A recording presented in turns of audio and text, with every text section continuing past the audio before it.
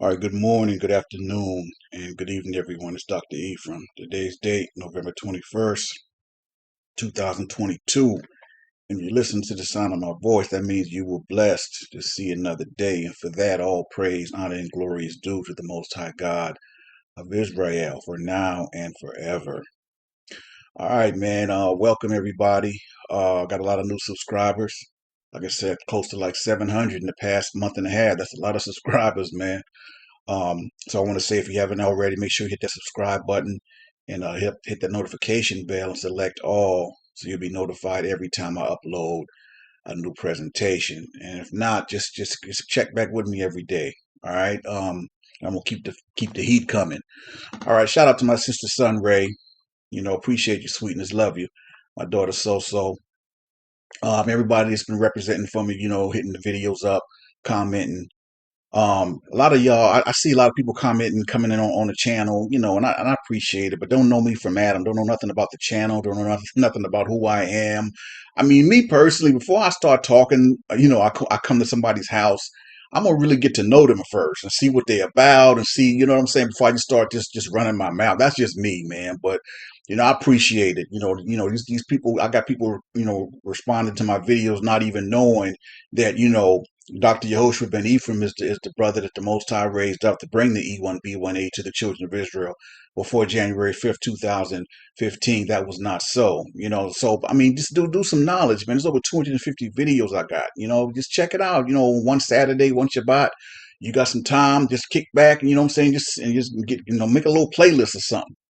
Dr. E's playlist, Hebrews, what I'm saying, Israelite, however you want to do it, just kind of kick back and just, listen to me. One thing I will share with you all, y'all probably don't even know this, but from every single video I've ever done, every single lesson, I've never had nothing written down, ever. I mean, you go back like 250 videos, 250 over 7 years ago, I've never had anything. I never read from a script ever. In terms of when I do the whole summations and that's from the belly. You know what I'm saying? Like now, unless I'm referring to a particular scripture or something like that, then I might put that up so y'all can kind of check it out or know where it's at or whatever the case may be. But for the most part, if I'm not really doing like a story or like all my lessons really come from my belly. I basically just pick up the mic and start talking. You know what I'm saying? That's the Most High shining through me. You know what I'm saying? Like, I mean, I don't have nothing to read from like that. Like I tell people all the time, the word is in my belly, man. You know what I'm saying? So I don't walk around with a Bible. You know what I'm saying? Right, back in the days, call them Bible thumpers or whatever. Nah, I ain't no Bible thumper, yo. I got the word in my belly. That's where it's at. Wherever I need to pull from, I'm gonna pull that from my belly, from my spirit. You know what I'm saying? That's the Most High right there. Like that's all him. I take no credit for that. So anyway, we gonna when I use certain words, like when I say, lost Hebrew Israelites or law, I use certain words for effect. All right. I know ain't none of us lost. We scattered. I get it. But I use certain words and certain, and especially like with the titles, I gotta be creative sometimes. I use certain words just for effect. That's all it is, man. Don't look too deep into it. But again, people be commenting who don't know me and they ain't trying to get to know me. That's what I'm saying. Like, if you get to know Dr. Ephraim, you'll see exactly how I do and what I'm about. You know what I'm saying? I love my people, I love my black women. My heart is pure, and I always rep for our sisters. I don't care what.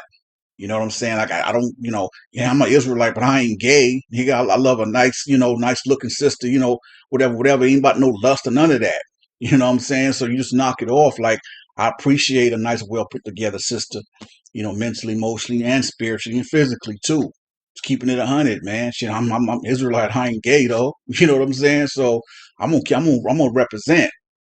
So, I just use certain words sometimes, for effect. That's all it is, man. I don't look too much into it, but yeah, I want everybody to get a chance to really see this, man. 'Cause this is a lost Israelite um people in India, and that's ironic because India traditionally and culture, they do not like black people at all. And that same Mahatma Gandhi used to talk a lot of trash about Africans. You know what I'm saying? For all his peace talk and all. I don't rock with him, man. I don't really rock with Indians like that because I know how they feel about us. I'm just saying, just keeping it 100. But anyway, I want y'all to check this out, man. Y'all continue to share the videos, comment, talk. If you've seen it already, cool. But a lot of people have not seen it, man. I'm trying to get these views up, so y'all rock with me, roll with me. I appreciate you. All right, until next time, it's Dr. Ephraim signing off, saying Shalom, elect. Introducing the Siddis. They're referred to as an African tribe living in India. And someone asked a question a while back about them and the circumstances surrounding them getting dropped off in India, and I discerned that they were Israelites, and that was in fact genetically true.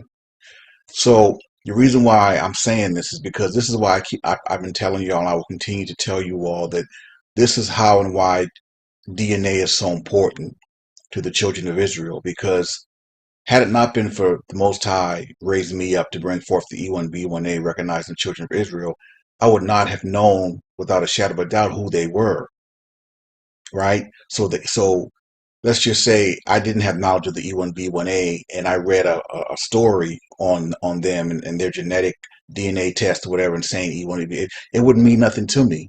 It would signify nothing to me. You understand? That's how I knew who they were. That's how I identified them, right? If the seeds of Esau had the same exact DNA as the seeds of Jacob, there was no way we would know without a shadow of a doubt who was Israel and who wasn't, genetically, without a shadow of a doubt, from the loins of Jacob. So this story was fascinating to me. I want to share it with you all. If you're new to the channel, like I said, hit that subscribe. And when you hit subscribe, hit the notification bell and select all, so you'll be notified every time I upload a new presentation or Thinking Out Loud or a Real Talk Tuesdays episode. And make sure you hit the like button too, because we got to get this viewership up. And force the algorithm to show these lessons and these presentations to more people. So I hope y'all like this presentation. Come to find out, my discernment was on point of who these people are. These are brothers and sisters out in India, and they call them the Siddis. So I hope y'all like it. Until next time, it's Dr. E signing off. Today's lesson was based on, it was inspired. Y'all know I like to ask questions. I get inspired by y'all. I try to read all your comments and listen to you, right? And I ask you questions, stuff like that. And someone asked a question about a group of people. They call them Africans out in India. Well, if any of you know the history of India, they've never really been, especially with what's his name, Mahatma Gandhi, for all his popularity of being a man of peace and all this and that. He had a very distorted, messed up view about Africans. He said some very disparaging things on record about Africans. So Indians never really treated Africans or had a really fond idea of Africans. So someone said something about this group out in India who clearly were of African descent. They were, whatever the case may be, and asked if they were a part of the curses or Israelites, whatever the case may be. I'll post the question, the exact question that was posed. And before I start the lesson, let me just say real quick, I actually did a post on these people some years ago on Facebook, in my Facebook community, right? But I never did a video on them because they're never talked about. And when you see when you see the images and you see the lesson, you'll be like, wow, But the short answer is yes.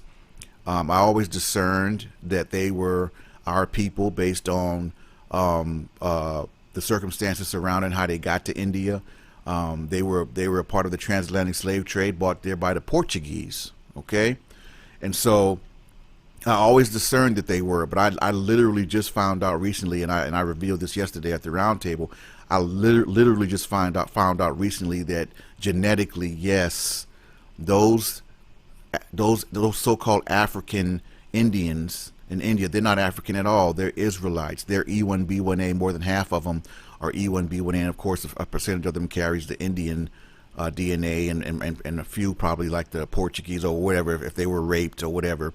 But more than half of them carry the E1B1A. So that gives us genetic proof that they are definitely genetic Hebrew Israelites, man. So with that being said, let's go ahead and get the lesson started.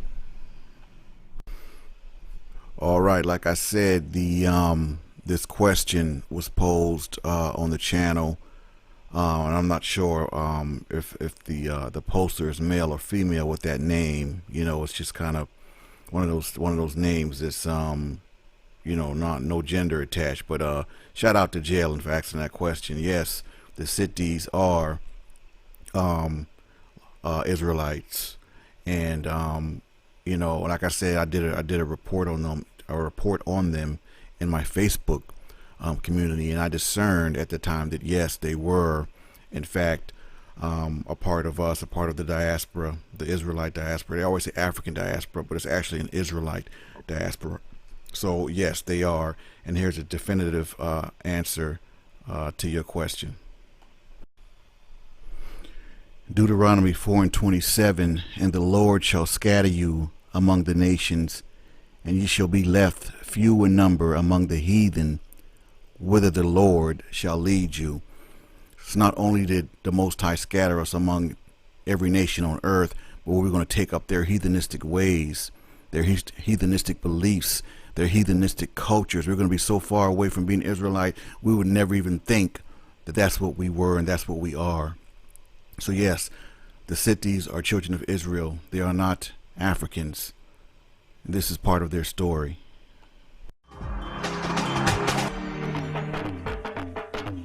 It could be a village anywhere in Africa. Locals celebrating with their centuries-old music and dance. But Jambur is 1,000,000 miles from the continent, and these apparent Africans are in fact Indians whose ancestors have lived here in Gujarat state for up to 1,000 years. Known as Siddis, this tribe of African descent retains few links with its mysterious past. They know nothing of how or why their forefathers came here, but there is one thing that ties them to their unique heritage. In our musical performances, we are like one.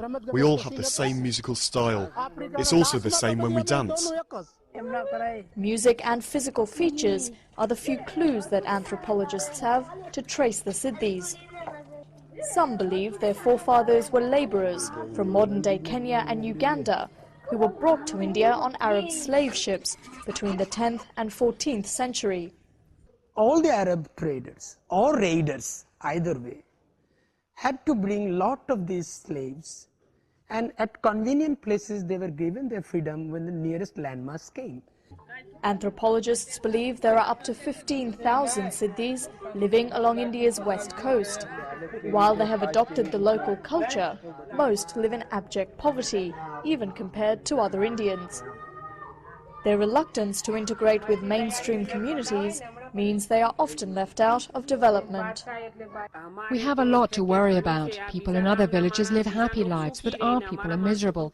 So we do worry. The government has given them special tribal status to guarantee Siddis access to jobs and education. But life is still hard. Yes, hard indeed, you know. And after listening to that, looking at this presentation, even without genetics or DNA, I mean, it's clear that they were a part, that they are a part of the curses of the book of Deuteronomy, and went into slavery by way of slave ships during the transatlantic slave trade. And like I said, I discerned that back when I did a report on them in my Facebook community. And I don't know why the Most High led me to them, but He did. I guess that's, I don't know, I don't want to guess, but I had never heard of them, right? And I was led to them. He led me to them, and I, you know, like I said, did a post. But then when I got the question on the channel, you know, then I decided to go ahead and just do an actual presentation here on YouTube about them. They are our people. And here's the genetic part of the lesson, or the genetic proof that they are in fact children of Israel. They're not Africans, okay? Of course, you know, they refer to all of us that way, you know, whatever. It is what it is. But we all know E1B1A is the seed of Jacob, Okay, and let me bring up the. Hold on, give me 1 second. Okay, here's the Y DNA haplotype of the Siddis and the mitochondrial DNA. I don't know if you all can read this because I screenshotted it off the internet. But the Y DNA, the Y chromosome of the Siddis, the authors observed the E1B1A M2 haplogroup, which is frequent among Bantu peoples. Okay. And about 42%, 34% of Siddis from Karnataka and Gujarat, respectively. Around 14% of Siddis from Karnataka and 35% of Siddis from Gujarat also belong to the sub-Saharan BM60.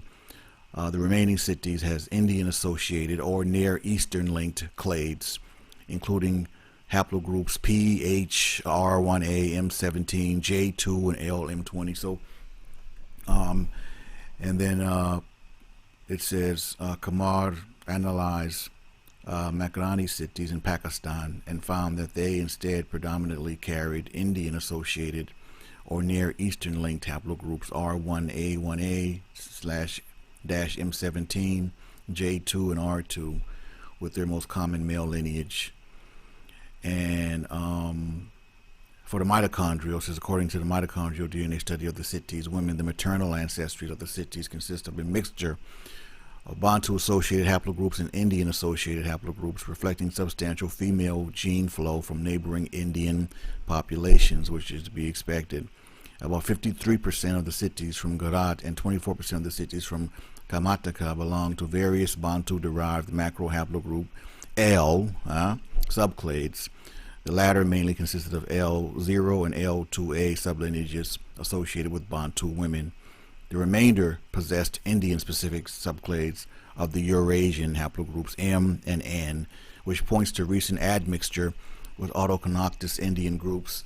And I mean, and the DNA data of the Siddis are really no different than all of us. Okay, once we were scattered throughout the four corners of the world, I mean, our blood, like is all over the place. I mean, it really is. It's almost fascinating to see all the mixes with us around the world, right? But there's no denying it. I mean, our blood and our lineages, our Y DNA, our mitochondrial, is literally all over the world. The Most High said He was going to scatter us among the nations, and that's exactly what He did. And we have genetic proof of that. And so the Siddis DNA data, like I said before, I just found this out, but before I even saw this, I already discerned in my spirit that's who they are.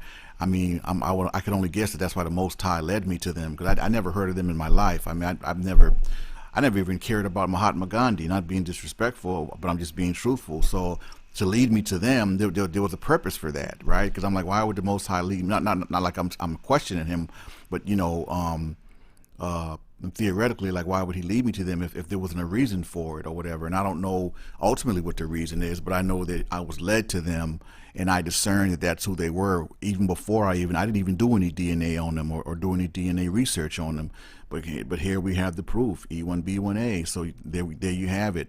So that puts that this presentation in the full focus and brings it home full circle.